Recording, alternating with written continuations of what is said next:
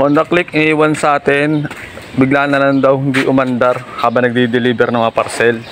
Ito, iniwan sa atin yung susi. Check natin. Nag-on naman siya. Ubos ang panel. Start natin.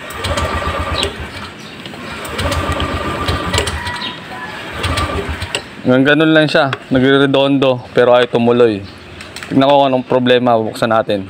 Minsan matsatsambahan mo, mapapa-start mo yung motor, pero mas madalas talaga na ayaw talaga umandar. Kaya may idea na ako kung bakit ganito nangyayari sa motor ni Sir. Binuksan ko yung upuan niya, inobserbahan ko yung kanyang fuel pump. Pag susi ko, hindi nagre-response yung kanyang fuel pump. Kapag tinuktok ko naman yung kanyang fuel pump, bigla na lang magre-response ang kanyang fuel pump at mag-i-start ang motor. Ibig sabihin, ang problema nito ay galing sa kanyang fuel pump mismo. Binaklas ko ang kanyang fuel pump assembly para ma-check ko kung ano talaga ang problema nito. Yung kanyang motor mismo, idinirekta ko sa battery para malaman ko kung consistent ang andar ng kanyang motor, kasi positive negative lang naman to, pwede mo i-direct sa battery. Sa pag-testing ko, umaandar pero mas lamang talaga ang hindi pag-response ng kanyang fuel pump motor. Kaya ang solusyon para maayos ang motor, magpalit ng bagong fuel pump motor para maiwasan ng abala sa kalsada. Ang pinabili ko lang motor ng fuel pump kasi yung assembly niya buo naman, gumagana naman lahat. Kasi ang buong assembly nito, kung di ako nagkakamali, nasa 3,000 to 4,000 ang presyo. Kaya ang motor lang pinabili ko, nasa 1,000 pesos lang, tapos magpapalit ako ng bagong O-ring. Susiyan natin, tingnan natin mag-start.